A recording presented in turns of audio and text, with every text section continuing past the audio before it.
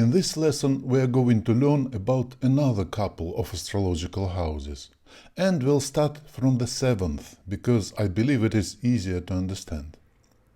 The seventh house is about people with whom we are dealing one-to-one in our lives, which means these are the most important people. Typically, we find here spouses, who are sometimes referred to as our second halves. Or not necessarily spouses, but partners with whom we share our lives in an established relationship. But also, any other person with whom we are dealing one-to-one can be represented by the seventh house: a doctor, a lawyer, an analyst, a consultant. If the seventh house is emphasized in a natal chart, relationships are very important in the life of the person for whom the chart was created. Some naive astrologers believe that the person will have as many spouses as there are planets in the seventh house. However, reality isn't that simple. Several planets in this house will only tell us that the chart owner spends a lot of time and energy and pays a lot of attention to interaction with his or her partners. I noticed that many psychologists have an emphasized seventh house. Carl Gustav Jung, for example, has the Sun and Uranus in this house. Sigmund Freud has here the Sun, Uranus and Mercury. And, by the way, Frank Sinatra, who has been married 4 times, has no planets in the seventh house, just to demonstrate that things aren't that literal in astrology. One other meaning of this house is open enemies.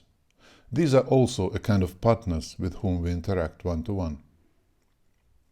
No matter whether there are planets in the seventh house or not, it is used to evaluate the prospects of marriage in the person's life and to understand his or her expectations towards partners. But we are going to deal with this in a later lesson. The fifth house is one of the most pleasant and interesting houses.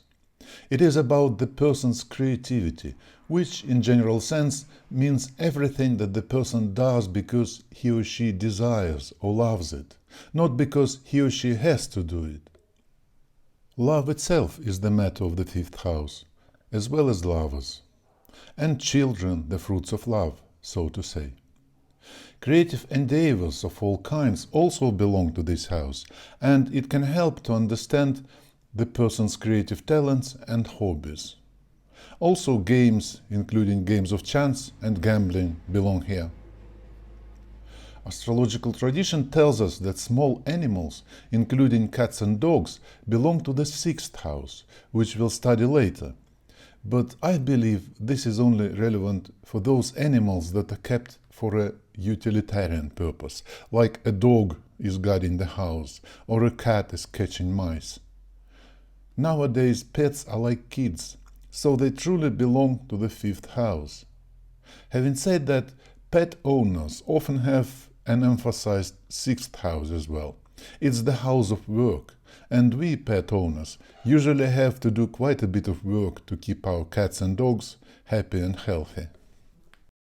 As an example of a person with an emphasized fifth house, I'd like to show you Malin Dietrich. She had 4 planets in the fifth house, and Mercury close to its cusp. She was an extremely talented and creative person with an enormous potential for love. They write in Astro databank that her private life was legendary for her love affairs with famous men and women of her time. And in the list of her relationships provided on her page, there are 18 love relationships. The fifth and the seventh houses are related in their meanings, and they usually both studied from the viewpoint of personal relationships. In most cases, people first become lovers, so their relationships fall under the fifth house. Courting and dating also belong here. And gradually, over time, some of the fifth house relationships might become more established, more permanent. They become seventh house relationships.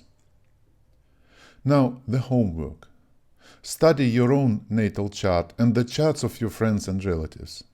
And if you find an emphasized fifth or seventh house, think, how it manifests itself in the person's life.